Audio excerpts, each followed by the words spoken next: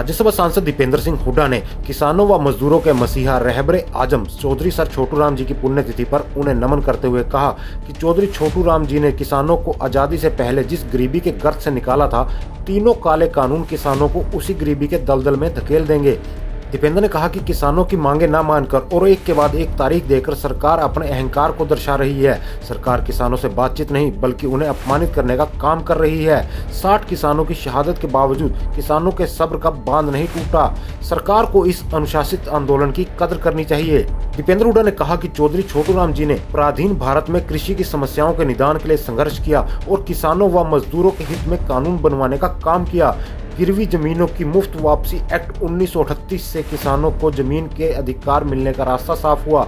आज अगर किसान जमीन का मालिक है तो इसका पूरा श्रेय छोटू राम जी को जाता है। उन्होंने आजादी से पहले कर्जा वसूली के लिए जमीन की नीलामी पर रोक लगवाई थी। चौधरी छोटू राम से प्रेरणा लेकर ही भूपेंद्र सिंह हुड्डा के नेतृत्व वाली हरियाणा सरकार ने कर्ज न चुका पाने वाले किसानों की जमीन की नीलामी वाले काले कानूनों को खत्म किया था।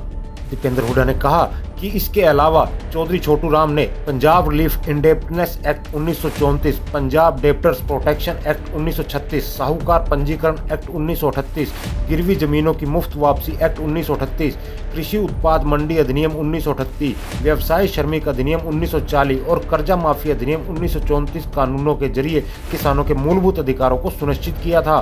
कृषि उत्पाद मंडी अधिनियम से किसानों को उनकी उपज की सही कीमत मिलने की कानूनी व्यवस्था बनी थी।